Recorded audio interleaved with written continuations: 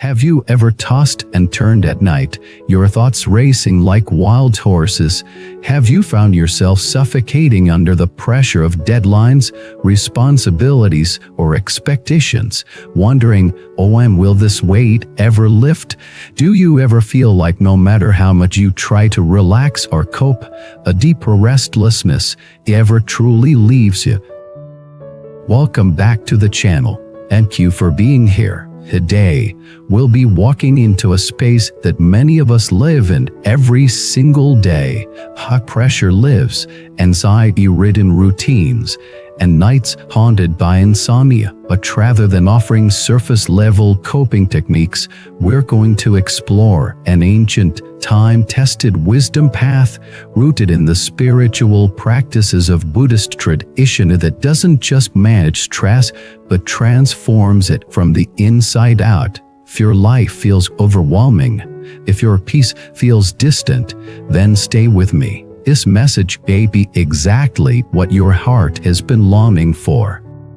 We live in a world that moves faster than ever. Technology was supposed to make life easier, but for most of us, it has done the opposite. We're constantly connected, yet often feel deeply disconnected from ourselves, from each other, from silence, and from peace. The boundaries between work and rest have dissolved. Notifications buzz day and night. Social media makes us feel like we're always behind. The internal dialogue doesn't stop. Am I enough? Will I make it? What if I fail? What if I'm not okay? It's no surprise that anxiety, insomnia, burnout, and chronic stress are becoming epidemics. Yet despite all the modern solutions, from sleep apps to self-help books to meditations, there seems to be something fundamentally missing. The real problem isn't just on the surface. It's deeper, and to truly heal, we need to go deeper too. In Buddhist teachings, suffering isn't a mistake or a failure. It's a teacher. It's a messenger. It shows up when something is out of alignment, when our thoughts, actions, and energy are no longer flowing with truth. The mind, when left unended, becomes like a wild monk, jumping from worry to fantasy to fear to judgment. This restless mind becomes our prison. But what if you could train this mind, it not by force, but by awareness? In Buddhist practice, clarity doesn't come from more information. It comes from silence, from observation, from being present with what is without trying to run away from it. That's where transformation begins. Let me introduce you to the concept of inner stillness, the state of consciousness that doesn't depend on external conditions. It's not about escaping to a mountain. It's about finding the mountain within you. One of the most powerful tools taught in the Dharma is breath awareness. You might have heard of this before, but have you truly practiced it? When you bring attention to the breath, and not just as a physical function, but as a sacred bridge between your body and awareness, you begin to reclaim your nervous system from chaos. You begin to return to this moment, and in this moment, peace is already available. You don't have to wait for everything to be perfect. You just need to breathe consciously, kindly, with attention. Try this the next time anxiety rises. Pause, close your eyes, and inhale slowly through your nose. Count to 4. Hold your breath gently for a moment, then exhale through your mouth slowly. Count to 6. Do this 3 times, not as a technique to get rid of your anxiety, but as a way of holding space for it. With compassion, notice what shifts. This is not avoidance. This is intimacy. The teachings also emphasize right thought. What are you feeding your mind daily? Are you constantly scrolling through news filled with conflict, fear, or outrage? Are you surrounding yourself with voices that amplify fear or doubt? Just as our bodies digest food, our minds digest impressions. If we feed our minds chaos, we will live in chaos. If we feed our minds presence, wisdom, and love, we will reflect those qualities in return. There's a story of a businessman who came to a monk complaining of sleeplessness, stress, and exhaustion. My mind never stops," he said. "I feel like I'm running 1,000 miles an hour." The monk smiled gently and handed him a cup of water. "Stir this with a spoon," the monk instructed. The man did. "And now drink it." "It's full of mud," the man said, frowning. "Exactly," the monk replied. "This is your mind right now, but if you stop stirring, it will settle, and when it settles, it becomes clear." Stillness is not something you achieve, it is something you return to.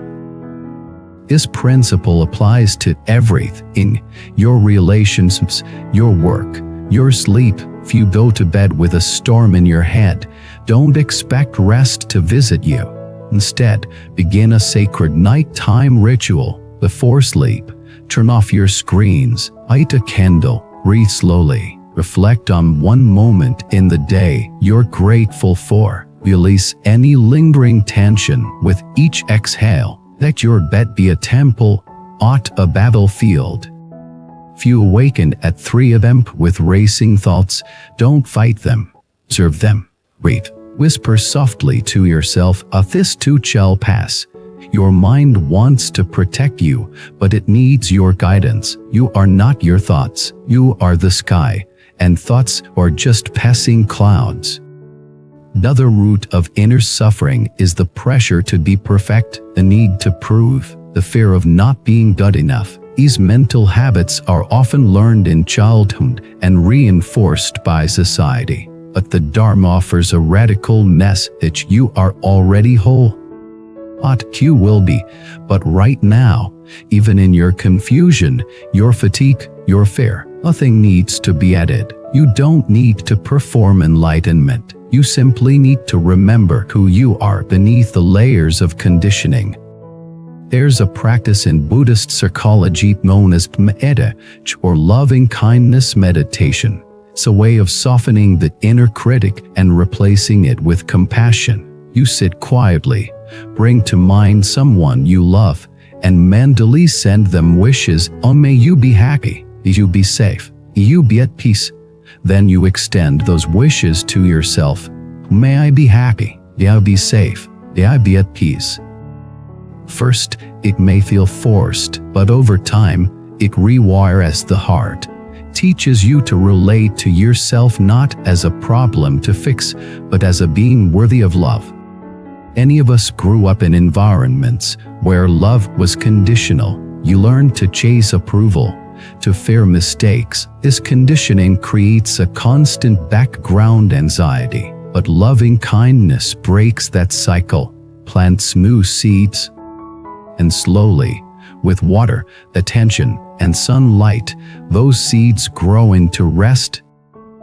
Let's talk about faith, not as belief in a deity, but as trust in the process. Trust that healing is possible, that your soul knows the way, that life isn't against you, it's trying to wake you up. You might feel alone in your suffering, but you're not. Countless others are lying awake right now, wondering if they'll ever feel okay again. You're not broken, you're human, and the fact that you're here, listening, means something inside you still believes in peace. That's the beginning of transformation.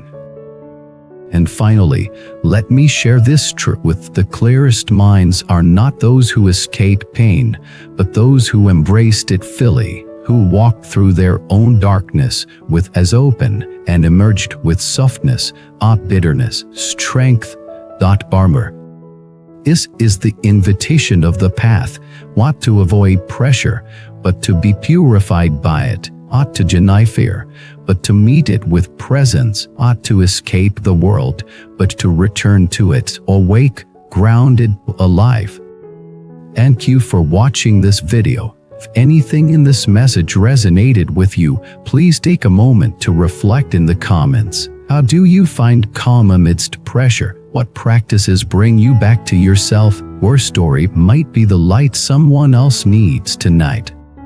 Don't forget to like, subscribe, and support our channel if this content helps you on your path. Together, let's create a space of peace in a restless world. We'll see you in the next video.